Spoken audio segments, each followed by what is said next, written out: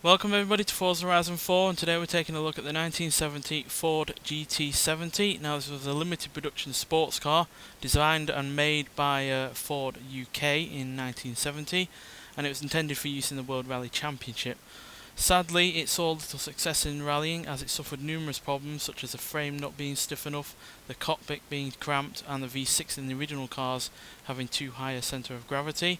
And although the GT70s were intended for rallying, rule changes in the World Rally Championship, as well as the fact that the already developed Escort platform was showing more and more success, and basically Ford engineers abandoned the platform, and in 1973 the GT70 program ended with only 6 being produced, so an incredibly rare car. They were used in some rallies, but yeah, like I said, most of them didn't have any success whatsoever, and this actual one was run and modified by Ford France, and was restored in 2002, gaining a couple of safety features, new wheels by the look of it, because they do not look like the period wheels, but most importantly, a new engine. So originally you could get a 1.6 litre inline 4 or a 2.6 litre Cologne V6. So this now has a 2 litre inline 4 engine, producing 200 horsepower and 155 pounds-feet of torque, which is pretty decent, especially when you consider it only weighs 1,680 pounds. Though the V6, despite the fact that it caused handling problems with the high centre of gravity that I talked about, that did have more horsepower. I think it had about 240 horsepower. So it's not quite as powerful as the most powerful version of this car, and to be fair, it would be a bit unfair to compare this to modern contemporary vehicles of the time, like the Renault Alpine or the Lancia Stratos, or even the Escort from the time, because obviously this has been resto modded, which basically means restoring but also modifying to the point where it's a bit more modern. And I can certainly see what they were on about when they talk about a cramped interior, because there's really not much room in here whatsoever. Certainly looks a lot shorter than even a GT40, which was so named because it was 40 inches tall. But yeah, as you can see, it's pretty much a period correct interior still. Same buttons, dials, all that stuff. But yeah, in terms of safety management, it's been given a better roll cage, and that engine is obviously a big improvement over the standard ones, certainly in terms of reliability and the like. But yeah, this is really a car that you need to drive to see what it can do, so let's get out there and take a look. Well, this is like the 4th time I've tried to load the game from coming out of the house and not have it do this, so let's just let the world load in for a little bit.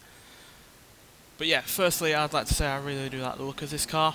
It's not quite as striking as say a Lancia Stratos, which is obviously a same kind of period classic rally car, but in comparison to say a Renault Alpine or a Ford Escort, or I was going to say a Lancia Fulvia, but then I was kind of like, no, it's not quite as good looking as that. But yeah, in comparison to say a Renault Alpine or a Ford Escort, it's certainly a better looking vehicle, and it's also I'd like to say a better handling and better performing car than those kind of vehicles, but then it would be a bit unfair to do so, given it does have a far more modern engine with the 2002 restoration. So yeah, I'm not really going to compare it to those cars, but I do imagine that this car would be really rather competitive in its stock original form in comparison to the likes of Lancia and other Fords, and obviously the Renault Alpine. So yeah, it's a cracking car in its own right, though, to be fair.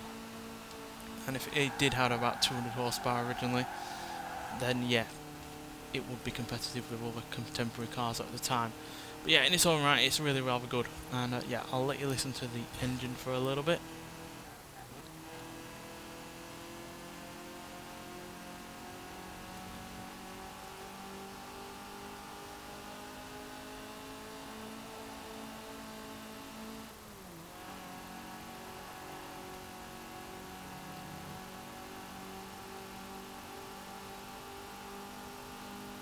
So yeah, this engine is actually derived from Cosworth, just like the 1.6 litre engine that was in choice for one of the original cars was.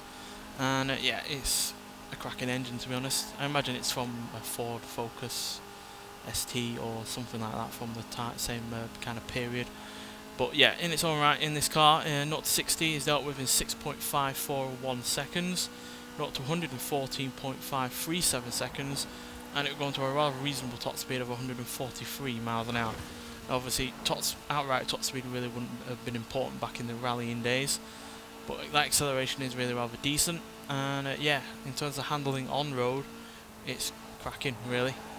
It's a car that you really do have to drive, just like say the Alfa Romeo Giulia TZ2 that I reviewed in the previous video. It's a car you really do have to drive, but because it's mid-engined, it's got nice wide tyres at the back, and yeah, it's got very little in the way of weight. You can use all of that power, and 200 horsepower in a car that weighs less than 1,700 pounds. Yeah, it's sure to provide all of the necessary frills that you need. And even when it comes to off-roading, this car's really rather good.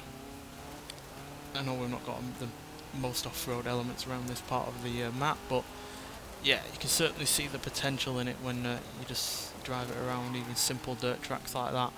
So yeah, I imagine it would have been good if it had, given the time and the rules hadn't changed, and yeah, basically things weren't in its favour at the time, which is a shame, because I think this would have given Lancia and Renault and even the Escort a run for its money.